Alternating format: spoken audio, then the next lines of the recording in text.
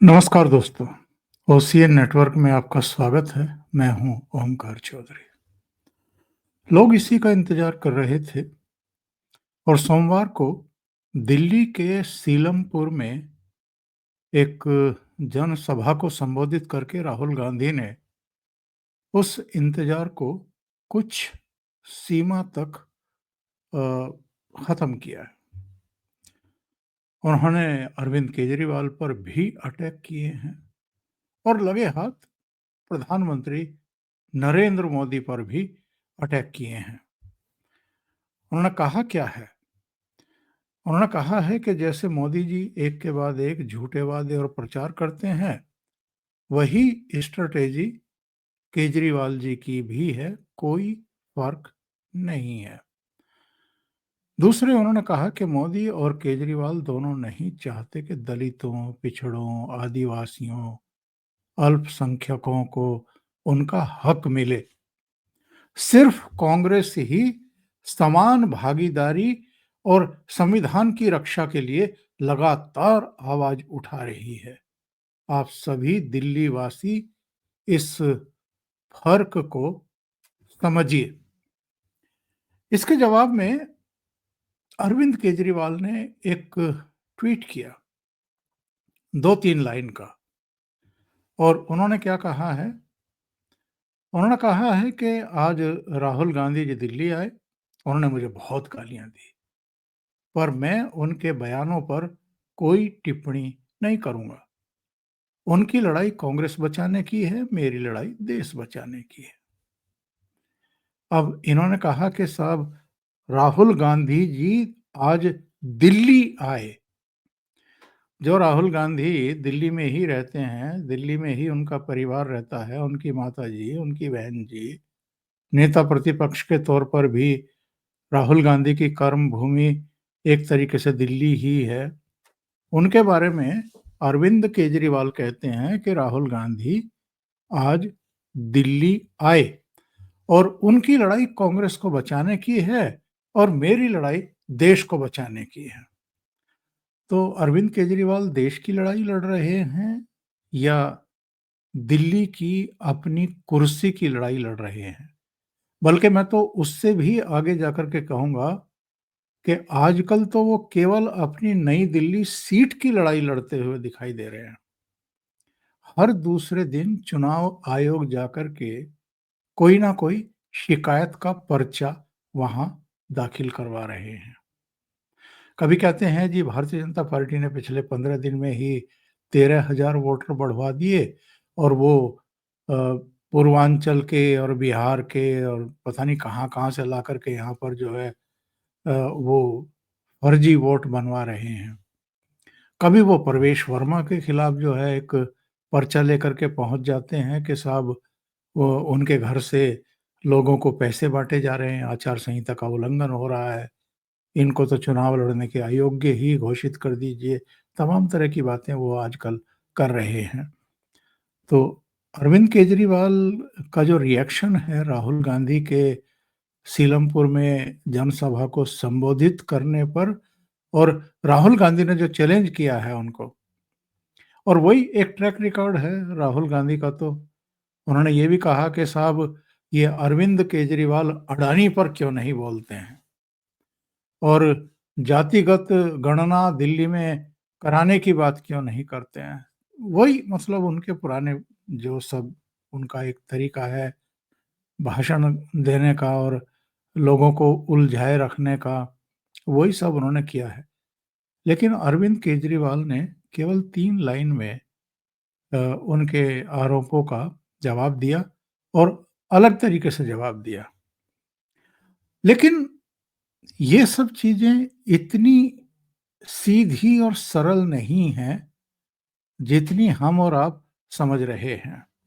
जो मैंने शुरू में कहा था कि जिस चीज का इंतजार था, वो इंतजार सोमवार को सीलमपुर में जनसभा को संबोधित करके राहुल गांधी ने खत्म कर दिया। लेकिन ये इंतजार अभी खत्म नहीं हुआ है। इतना काम तो राहुल गांधी और उनकी बहन जी ने 2020 के दिल्ली के विधानसभा चुनाव में भी किया था।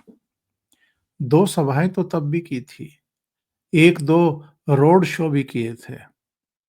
और आप में से कुछ लोगों को याद होगा, वो जो 2 सभाएँ की थी इन्होंने, राहुल गांधी ने दिल्ली में, उनमें से एक सभा में इन्होंने वो बड़बोलापन दिखाया था जो इनको और इनकी पार्टी को बड़ा भारी पड़ा, और बाद में प्रधानमंत्री नरेंद्र मोदी ने पार्लियामेंट में भी उसका उल्लेख किया और यहाँ तक कह दिया कि अच्छा हुआ कि विपक्ष के एक नेता ने मुझे पहले ही बता दिया, तो मैं अब और ज़्यादा दंड-वंड लगाऊँगा और ज़्यादा यौगिक क्रिया करूँगा ताकि मजबूत कर सकूँ अपने आप को।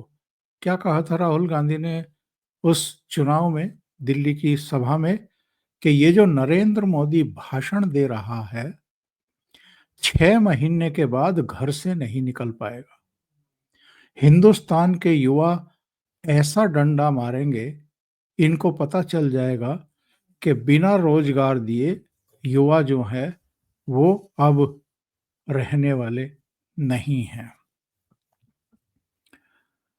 अभी तक जो चुनावी पूरी प्रक्रिया चल रही है, तैयारियां चल रही हैं अलग-अलग दलों की, और मुख्यतः 3 ही दल हैं। आम आदमी पार्टी है जिसकी बागडोर खुद अरविंद केजरीवाल ने संभाल रखी है। बाकी मुख्यमंत्री आतिशी मार्लेना, वो जैसे इनके बाकी नेता इनके साथ चल रहे हैं वैसे वो भी चल रही हैं, पर लीड अरविंद केजरीवाल कर रहे हैं। इसी तरीके से भारतीय जनता पार्टी की अगर हम बात करें, तो भारतीय जनता पार्टी में एक हायरार्की है। खुद प्रधानमंत्री नरेंद्र मोदी सीईसी की बैठकों में आते हैं। वो 2 कार्यक्रम तो चुनाव घोषणा से पहले दिल्ली में कर चुके हैं, अटैक कर चुके हैं अरविंद केजरीवाल पर, उनकी सरकार पर, उनके भ्रष्टाचारों पर, उनके कुशासन पर, और जो इनके झूठ हैं उन पर भी। इसके अलावा अमित शाह के कार्यक्रम हो चुके हैं, कई दूसरे नेताओं के कार्यक्रम हो चुके हैं, और जो लोकल यूनिट है इनकी, दिल्ली के जो नेता हैं, वो सब लगातार लगे ही हुए हैं। लेकिन कांग्रेस के साथ ऐसा नहीं है। कांग्रेस में जो सो कॉल्ड हाई कमांड है, जिसमें सोनिया गांधी, राहुल गांधी, प्रियंका गांधी वाड्रा और भी इनके साथ केसी वेणुगोपाल से लेकर के तमाम लोग, वो अभी तक दिल्ली में आपको दिखाई नहीं दिए हैं। एक वो पिछले दिनों एक योजना का इन्होंने सूत्रपात किया, जिसमें वो प्यारी दीदी योजना थी, उसमें डीके शिव कुमार को कर्नाटक से बुला करके उनसे रिलीज करवा दिया वो डॉक्यूमेंट।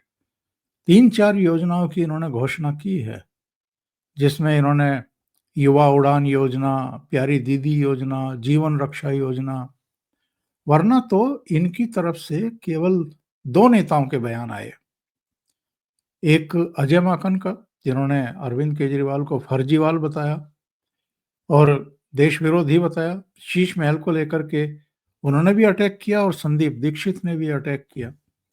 बाकी और कोई नेता हमें बयान देता हुआ भी दिखाई नहीं दिया दिल्ली चुनाव को लेकर के, इसलिए लोग इस ऊहापोह में थे कि अरविंद केजरीवाल के लिए इस बार भी वॉकओवर देने के बारे में सोच रही है क्या कांग्रेस? खुला मैदान छोड़ने के बारे में सोच रही है क्या? या अपनी खोई हुई जमीन को वापस पाने के लिए कुछ हाथ पैर मारती हुई दिखाई देगी भी? तो इसलिए मैंने कहा कि लोगों का आंशिक इंतजार खत्म हुआ है कि सीलमपुर में आकर के राहुल गांधी भाषण दे गए और अरविंद केजरीवाल और प्रधानमंत्री नरेंद्र मोदी दोनों पर एक साथ अटैक करके चले गए। देखना ये होगा कि आने वाले दिनों में ये सभाओं का, जनसंपर्क का, रोड शो का, अपने प्रत्याशियों के समर्थन में प्रचार हाथ में लेने का अभियान जारी रहेगा, या 2020 ये फिर से दोहराएंगे और बैक कर जाएंगे कि कहीं भारतीय जनता पार्टी आगे ना आ जाए। लेकिन हमें नहीं भूलना चाहिए कि इस बार स्थितियां, परिस्थितियां कांग्रेस के लिए बहुत पेचीदा हो गई हैं। जम्मू कश्मीर में 90 सीटें हैं, विधानसभा चुनाव में 90 में से ये 32 पर लड़े, बाकी सीटों पर नेशनल कॉन्फ्रेंस लड़ी थी। 32 में से केवल 6 सीट जीत पाई कांग्रेस। स्ट्राइक रेट बहुत ही खराब रहा। हरियाणा में तीसरी बार भी भारतीय जनता पार्टी सरकार बनाने में कामयाब हो गई और कांग्रेस पार्टी 37 पर अटक करके रह गई। महाराष्ट्र में भी भारतीय जनता पार्टी सरकार बना गई और लोकसभा चुनाव में 13 सीटें जीतने वाली कांग्रेस पार्टी विधानसभा में चारों खाने चित हो गई। जीती हुई बाजी कैसे हारी जाती है, ये संजय राउत ने प्रेस कॉन्फ्रेंस में कहा था हरियाणा के चुनाव नतीजों के बाद। लेकिन महाराष्ट्र में उनकी पार्टी भी, कांग्रेस पार्टी भी और शरद पवार की पार्टी भी 50 का आंकड़ा नहीं छू पाई। 50 एमएलए उनके तीनों के मिलकर के नहीं आ पाए। और झारखंड में भी कांग्रेस पार्टी छोटे भाई की भूमिका में है। ऐसी स्थिति में अगर मेरे पास आंकड़े दूसरे भी हैं, किसी दूसरे प्रोग्राम में मैं डिटेल बताऊंगा पूरे देश में क्या स्थिति है कांग्रेस की। और ये जो कहते रहते हैं राहुल गांधी के नफरत के बाजार में मोहब्बत की दुकान हम खोले बैठे हैं, दुकान में कुछ बचा ही नहीं है। ना मोहब्बत है, ना नफरत है, ना कुछ और है, तो खरीदार कहाँ से आएंगे। और लोकसभा चुनाव में जरूर 99 सीट आ गई थी, जिसकी वजह से ये इतरा करके एम.के. स्टालिन की तरह कॉलर खड़े करके चलने लगे थे। लेकिन ये जो 4 विधानसभाओं के नतीजे आए हैं उसमें तो बिल्कुल जमीन पर ला करके पटक दिया है मतदाताओं ने। इसलिए अगर दिल्ली में जो खोई हुई जमीन है, 2020 में केवल 4.3% पर आ गई थी कांग्रेस और 2015 में भी 2020 में भी एक भी सीट नहीं मिली, जबकि एक समय में शीला दीक्षित के समय 40% वोट शेयर था दिल्ली में इसका। और 2008 में तीसरी बार मुख्यमंत्री बनी थी शीला दीक्षित, तब तक आम आदमी पार्टी का तो जन्म भी नहीं हुआ था। तो कहने का आशय ये है कि अगर इनको जमीन वापस लेनी है तो इनको सीलमपुर जैसी सभाएं और भी जगह करनी पड़ेंगी, केवल मुस्लिम क्षेत्रों में नहीं, बाकी क्षेत्रों में भी। और केवल एक सभा करने का नतीजा आप देख रहे हैं क्या है? अरविंद केजरीवाल की टिप्पणियां, जली भुनी टिप्पणियां। उनको लगता है कि कांग्रेस को तो लड़ना ही चाहिए और वॉकओवर दे देना चाहिए। लेकिन कांग्रेस का जो ये रिएक्शन है, राहुल गांधी का जो चुनाव मैदान में आने का फैसला है, सीलमपुर में सभा करने का फैसला है, इसके पीछे मुझे लगता है कि जो इंडी अलायंस के घटक दल हैं, ममता बनर्जी, अखिलेश यादव, उद्धव ठाकरे, इन्होंने जो अरविंद केजरीवाल को समर्थन देने का ऐलान किया है, तो कांग्रेस को लगा कि हम कुछ हैं, हम में कुछ गैरत बची है और हम अगर मैदान में आ गए तो लेने के देने पड़ जाएंगे। इसका संदेश और संकेत देने के लिए राहुल गांधी मैदान में आए हैं। तो कुछ हद तक मैं अरविंद केजरीवाल की इस बात से सहमत हूं कि वो कांग्रेस को बचाने के लिए चुनाव लड़ रहे हैं। लेकिन अगर कांग्रेस को बचाने के लिए उन्होंने पूरी ताकत लगाई और पूरी पार्टी ने ताकत लगाई, तो कुर्सी अरविंद केजरीवाल की भी नहीं बचेगी। ये इंतजाम उनका हो जाएगा। एक और खबर सोमवार की, जो एक जम्मू कश्मीर में टनल का उद्घाटन करके आए प्रधानमंत्री नरेंद्र मोदी, वहां उन्होंने उपस्थितों को संबोधित करते हुए एक बात कही। और ये बात क्या थी, जरा सुन लेते हैं, उसके बाद मैं इसको डिकोड करता हूं। और आप पक्का मानिए, ये मोदी है, वादा करता है तो निभाता है।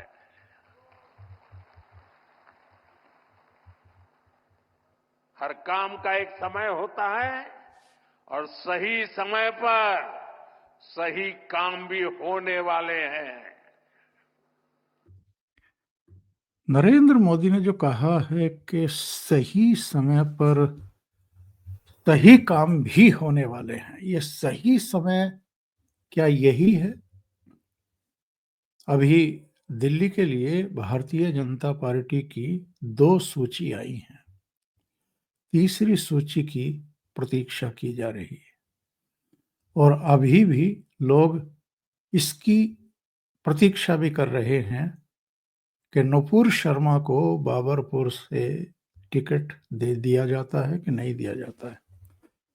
कहीं प्रधानमंत्री नरेंद्र मोदी जो बाकी की चीजें हैं उनके साथ साथ इसका भी तो संकेत नहीं दे रहे हैं कि सही समय पर सही घोषणा की जाएगी या सही स्टेप लिए जाएंगे। दिल्ली को, हमें और आपको इसका भी इंतजार है। बहुत बहुत धन्यवाद। अभी के लिए इतना ही। आप जुड़े। आप अगर आपको ये चैनल पसंद आ रहा है, वीडियो पसंद आ रहे हैं तो लाइक करें, कमेंट करें, वीडियो को शेयर जरूर करें।